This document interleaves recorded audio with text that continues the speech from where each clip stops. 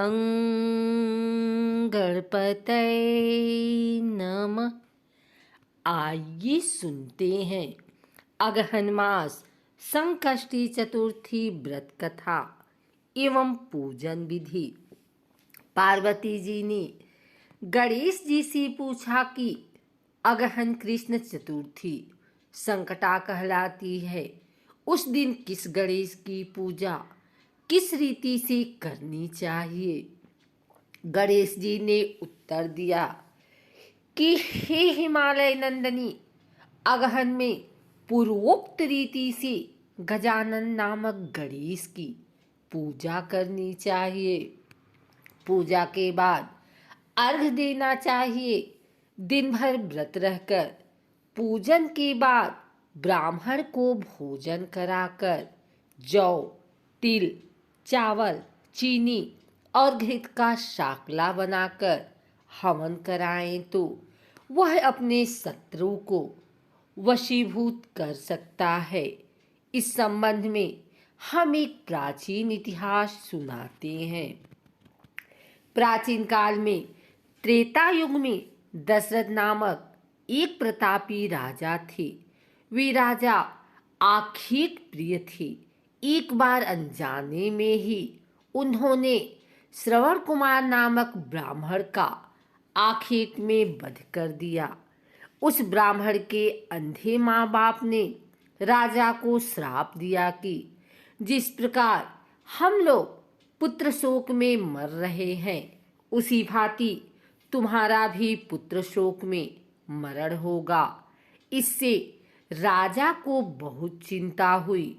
उन्होंने पुत्रेष्टि यज्ञ कराया। फलस्वरूप जगदीश्वर ने राम रूप में अवतार लिया।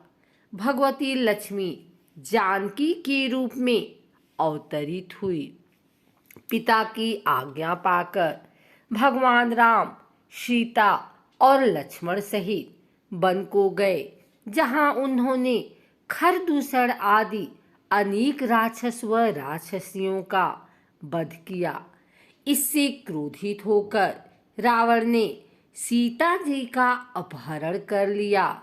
सीता जी की खोज में भगवान राम ने पंचवटी का त्याग कर दिया और ऋष्यमुख पर्वत पर पहुंचकर सुग्रीव के साथ मैत्री की। तत्पश्चात सीता जी की खोज में हनुमान आदि बानर तत्पर हुए। ढूंढते ढूंढते बानरों ने गिद्धराज संपाति को देखा। इन बानरों को देखकर संपाति ने पूछा कि कौन हो, इस वन में कैसे आए हो, तुम्हें किसने भेजा है, यहाँ पर तुम्हारा आना किस प्रकार हुआ है। संपाति की बात सुनकर बानरों ने उत्तर दिया कि भगवान विष्णु के अवतार दशरथ नंदन राम जी सीता और लक्ष्मण जी के साथ दंडक वन में आए हैं।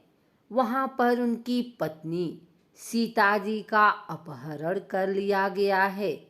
हे मित्र, इस बात को हम लोग नहीं जानते कि सीता कहाँ है। उनकी बात सुनकर संपाति ने कहा कि तुम सब रामचंद्र के सेवक होने के नाते हमारे मित्र हो। जानकी जी का जिसने हरण किया है और वह जिस स्थान पर है वह मुझे मालूम है। सीता जी के लिए मेरा छोटा भाई जटायु अपने प्राण गंवा चुका है। यहाँ से थोड़ी ही दूर पर समुद्र है और समुद्र के उस पार राक्षस नगरी है। वहाँ अशोक के पेड़ के नीचे सीता जी बैठी हुई हैं। रावण द्वारा अपहरण की हुई सीता जी अभी भी मुझे दिखाई दे रही हैं।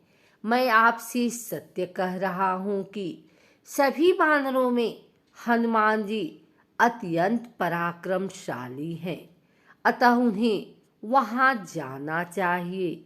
केवल हनुमान जी ही अपने पराक्रम से समुद्र लांघ सकते हैं। अन्य कोई भी इस कार्य में समर्थ नहीं है। संपाति की बात सुनकर हनुमान जी ने पूछा कि हे संपाति, इस विशाल समुद्र को मैं किस प्रकार पार कर सकता हूँ, जब हमारे सब बानर उस पार जाने में असमर्थ हैं, तो मैं ही अकेला कैसे पार कर सकता हूँ। हनुमान जी की बात सुनकर संपाति ने उत्तर दिया कि हे मित्र, आप संकटनाशक गणेश चतुर्थी का व्रत कीजिए। उस व्रत के प्रभाव से आप समुद्र को क्षण भर में पार कर लेंगे। संपाति के आदेश से संकट चतुर्थी के उत्तम व्रत को हनुमान जी ने किया। हे देवी, इसके प्रभाव से हनुमान जी क्षण भर में समुद्र को लांघ गए। इस लोक में इनके समान सुखदायक कोई दूसरा व्रत नहीं है। श्री कृष्ण जी कहते हैं कि महाराज युधिष्ठिर, आप भी इस व्रत को कीजिए। इस व्रत के प्रभाव से आप क्षण भर में अपने शत्रुओं को जीतकर संपूर्ण राज्य के अधिकारी बनेंगे। भगवान कृष्ण का वचन सुनकर युधिष्ठिर ने गणेश चतुर्थी का व्रत किया। इस व्रत के प्रभाव से वे अपने शत्रुओं को जीतकर राज्य के अधिकारी बने। आइए सुनते हैं मार्गशीर्ष मास गणेश चतुर्थी पूजन विधि। प्रातःकाल उठकर नित्य कर्म से निवृत्त हो शुद्ध होकर स्वच्छ वस्त्र धारण कर लें। श्री गणेश जी का पूजन पंचोपचार, धूप दीप, नैवेद्य, अक्षत, फूल विधि से करें। इसके बाद हाथ में जल तथा दुर्वा लेकर मन ही मन श्री गणेश का ध्यान करते हुए व्रत का संकल्प करें। अब कलश में जल भरकर उसमें थोड़ा गंगा जल मिलाएं। कलश में दुर्वा, सिक्के, साबुत, हल्दी रखें। उसके बाद लाल कपड़े से कलश का मुख बांध दें। कलश पर गणेश जी की प्रतिमा स्थापित करें। पूरे दिन श्री गणेश जी के मंत्र का स्तवन करें। संध्या को दोबारा स्नान कर शुद्ध हो जाएं। श्री गणेश जी के सामने सभी पूजन सामग्री के साथ बैठ जाएं। विधि विधान से गणेश जी का पूजन करें। वस्त्र अर्पित करें। नैवेद्य के रूप में 10 लड्डू अर्पित करें। चंद्रमा के उदय होने पर चंद्रमा की पूजा कर अर्घ्य अर्पण करें। उसके बाद गणेश चतुर्थी की कथा सुने अथवा सुनाएं। जौ, चावल, चीनी, तिल व घी से हवन करें। तत्पश्चात गणेश जी की आरती करें। 5 लड्डू प्रसाद के रूप में बांट दें और शेष 5 अगले दिन ब्राह्मण को दान में देवें।